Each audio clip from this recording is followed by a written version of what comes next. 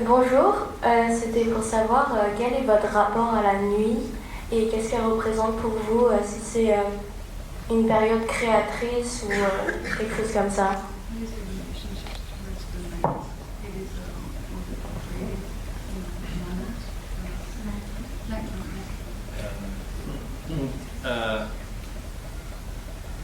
Actually, I will. Why don't you go? Yeah, sure, I'll go.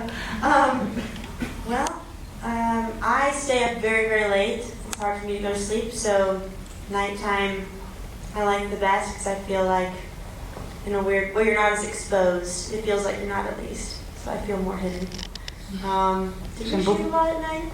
Yeah. Yeah, we did. We shot a lot during the nighttime, especially at the motel, which was a real motel. People were staying there while we were filming there as well. So it was in business and kind of scary at times, but worked for the film. So. Moi j'aime beaucoup la nuit, on se sent moins exposé, on est un peu plus caché. Et pendant le tournage, on a tourné la nuit dans le motel, et le motel était ouvert, et il y avait des résidents vraiment qui étaient là, donc parfois c'était un petit peu effrayant, il y a dû y avoir quelques histoires, mais voilà, oui, j'aime beaucoup la nuit. Pardon, quel était le nom de la personne qui a posé la question précédente ? Et quel est votre nom, mademoiselle, qui venait de poser la question ? Louise. Louise.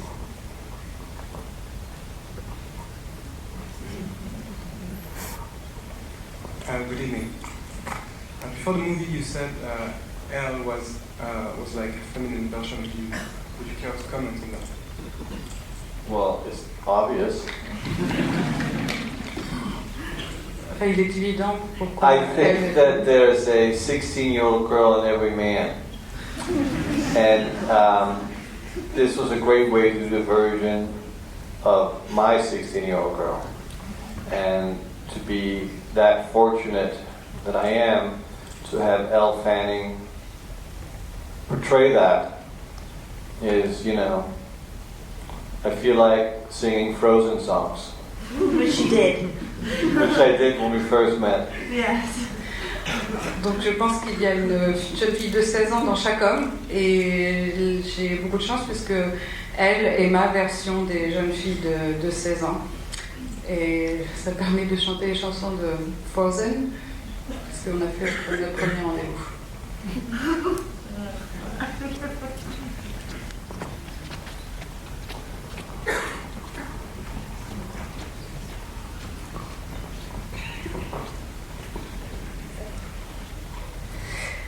Bonsoir. J'avais une question, parce que dans le générique, vous remerciez Alejandro Jodorowsky, qui parlait d'Hollywood comme de la maladie du cinéma, et votre film se passe à Los Angeles. Du coup, je voulais savoir si c'était une manière de faire un parallèle avec le monde de la mode, de la mode et tous les mythes autour. La référence à Jodorowsky ? Oui.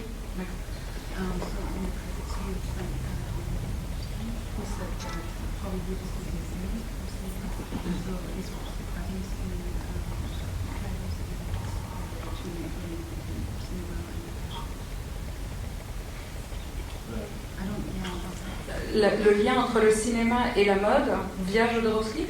Non, mais c'était principalement parce que Jodorowsky parlait du cinéma comme, d'Hollywood, comme la maladie du cinéma. Pas la mode. Non, mais c'était pour voir en fait le rapport avec le film. Ok.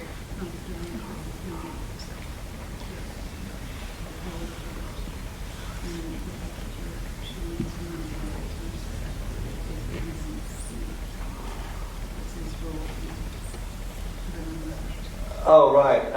Well, what's great about Hollywood is it is so extremely glamorously interesting, but also very, very vulgar. And I love that combination. So I love Hollywood. But you just have to approach it in a way where it becomes interesting to you. But I don't live in Hollywood, so I think Elle is a better way to answer if Hollywood is the poison of cinema.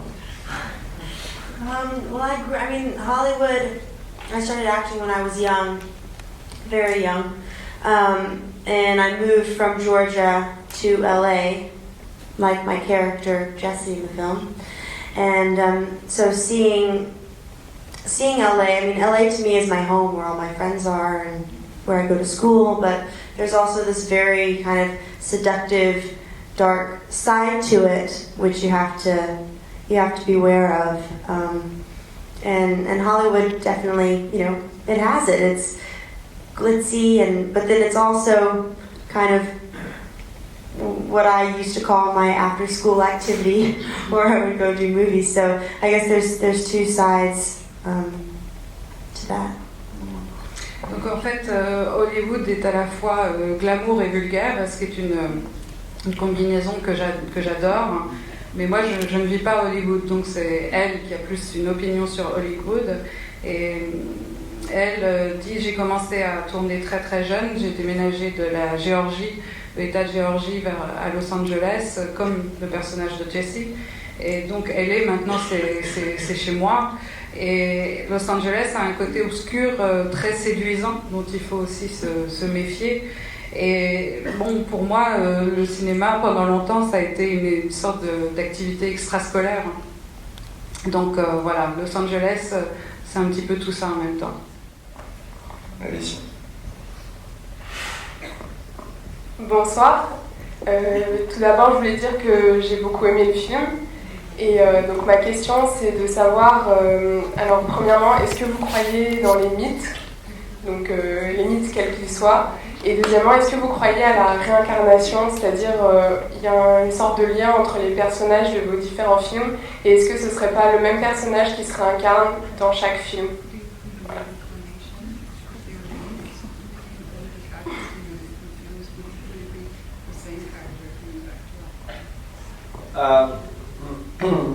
Well, you can say that certainly the last three characters of One Eye, Mads Mikkelsen, and Ryan playing the driver, and Matthias playing the lieutenant, is the same character. But in a strange way, the origins of that character is actually Elle Fanning. Jesse's is kind of like, in a way, that I can see some kind of link between all of them. And in a way, I've come to some kind of understanding last night that all the movies I have done has been leading to do this movie. So for some strange reason, it feels like I've come to some kind of conclusion of everything from when I started. So it almost like everything leads back to this specific character that essentially is Elle Fanning. Les trois derniers personnages masculins interprétés par Mads Mikkelsen et Ryan Gosling ont bien sûr beaucoup en commun, mais pour ce personnage-là, vraiment l'origine c'est Elle Fanning. C'est elle qui est à l'origine de ce personnage, et en fait hier soir j'ai compris que tous mes films précédents m'ont mené à celui-ci, et que c'est un petit peu une sorte de conclusion de tout ce que j'ai fait depuis mes débuts. Quel est votre nom? La personne qui vient de poser cette question. Christine. Bonsoir, je suis là. Il y a une scène en fait où c'est vers la fin, lorsque elle tombe dans le guet-apens en fait avec les trois jeunes femmes autour de la piscine et qu'on lui court après avec des couteaux. Ça m'a fait penser en fait à une scène de Kill Bill de Tarantino. Et est-ce que Quentin Tarantino est un de vos inspirateurs, enfin d'inspiration, enfin je sais pas.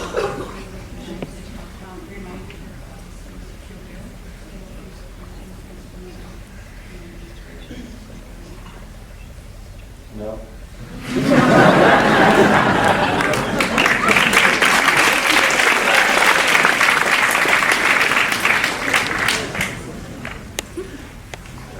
Thanks.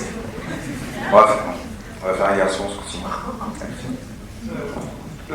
Donc du coup, j'aimerais parler de la même scène dont parle la dame. La musique qui est utilisée ressemble beaucoup à l'une des musiques dans Spring Breakers. Du coup, j'aimerais savoir, est-ce que c'est une simple coïncidence ou est-ce qu'il y a une quelconque filiation entre les deux films?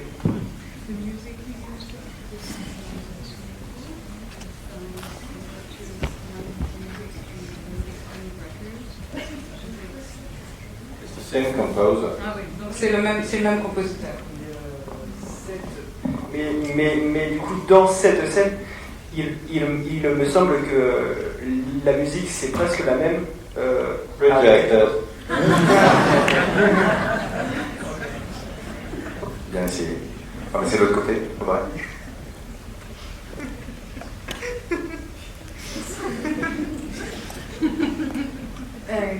So first I wanted to know what exactly the strong contrast between blue and red represents and also the triangle shape. The red? The blue and red, the contrast. Well, the red, I'm colorblind, so red is a color I always gravitate towards because I can see very clearly. And the triangle is I probably saw it in some Aleister Crowley book, and kind of because there's a certain form of satanic glam around certain symbols that I thought could be interesting. But actually, those symbols were something that we were coming, were kind of coming as the movie was going along. Because we shoot in chronological order. So it was something that was, as the movie was progressing, these symbols started to kind of come. Donc la question portait sur le rouge et sur les triangles dans le film. Le rouge s'explique parce que je suis daltonien, donc le rouge est une des couleurs qui est la plus prédominante dans mon monde. Et pour ce qui est des triangles, en fait, ils sont inspirés de Aleister Crowley et de tout le côté un peu glamour satanique de ces symboles. Et dans les deux cas, pour le rouge et pour les symboles utilisés dans le film, en fait, ils sont venus au fur et à mesure du tournage, puisque je tourne par ordre chronologique. Donc tout ça s'est fait au fur et à mesure. What's your name, sorry? Mia. Thank you.